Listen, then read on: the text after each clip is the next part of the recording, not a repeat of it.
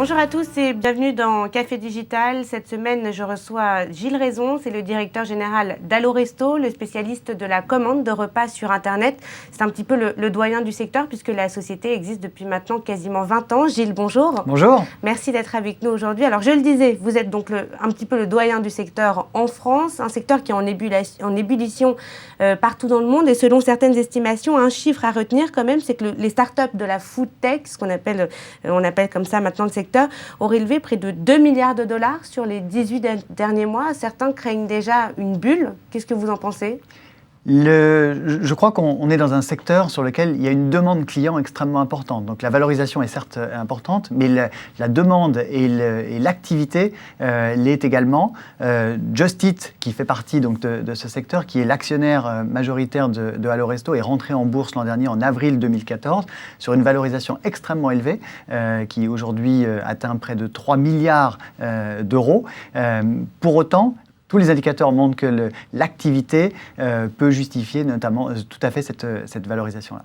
Alors désormais, vous n'êtes plus des petites sociétés, on va dire, isolées sur ce secteur. Il y a de très grosses machines, si je peux m'exprimer ainsi, qui commencent également à se lancer dans la livraison de repas. Je pense par exemple à Uber avec Uber Eats. Qu'est-ce que ça veut dire justement sur le marché ? Là encore, est-ce qu'on peut s'attendre à plutôt une concentration ?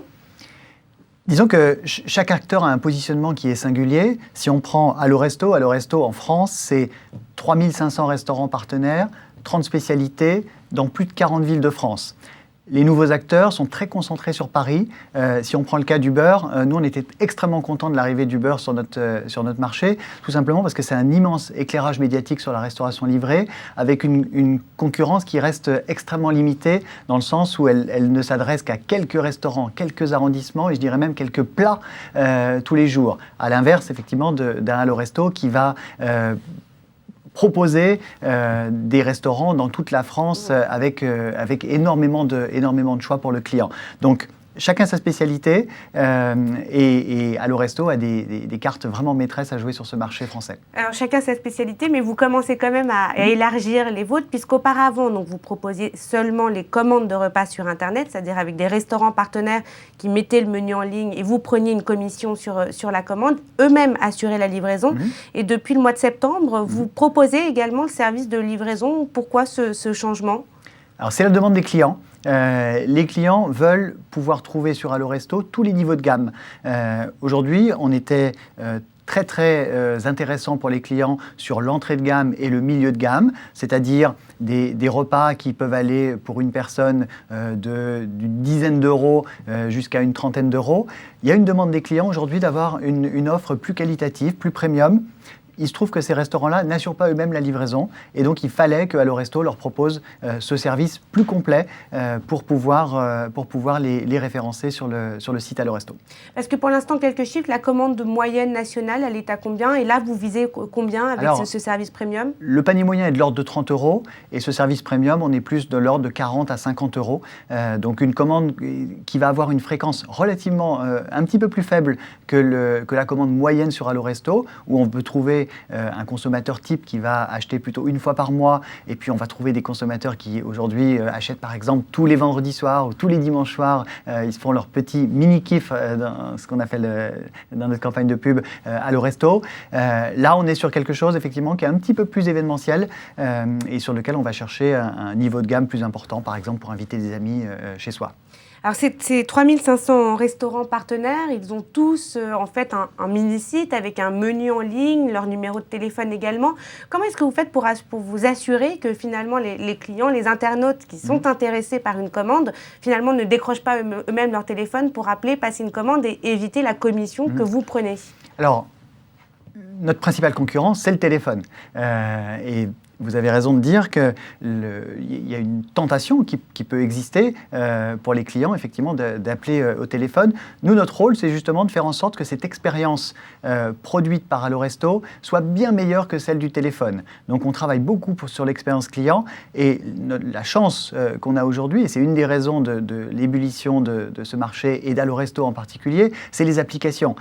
Depuis 2012, l'application Alloresto est en place. Elle génère aujourd'hui des dizaines de milliers de téléchargements toutes les semaines.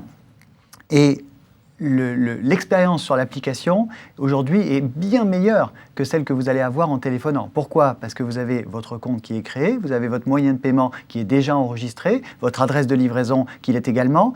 À partir de là, en moins de 30 secondes, aujourd'hui, vous pouvez choisir les menus et valider votre commande. Au téléphone, en général, l'expérience est beaucoup plus compliquée. Le mobile représente pour l'instant quelle partie des commandes? Alors cette année, c'est plus de 40% des commandes sur le mobile, majoritairement sur nos applications, à la fois applications sur l'App Store et applications sur le Google Play, donc Android. On pense que l'an prochain, on va dépasser les 50%. Alors du coup, si le nerf de la guerre, finalement, c'est les applications, comment est-ce que vous vous démarquez par rapport à vos concurrents? Quelles sont les fonctionnalités un petit peu différentes que vous proposez? Alors, on travaille beaucoup sur la manière de présenter les restaurants et notamment les choix que peuvent trouver les clients. Nous, on est le site qui a le plus d'avis certifiés sur les restaurants français qui assurent de la livraison. Plus d'1 million d'avis ont été laissés sur Alloresto au cours des derniers mois.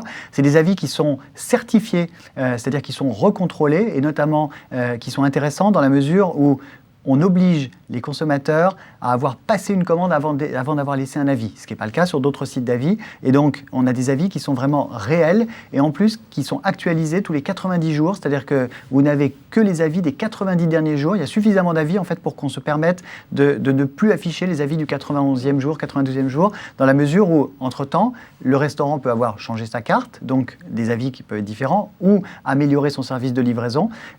Et donc, vous avez des avis très actualisés et surtout contrôlés.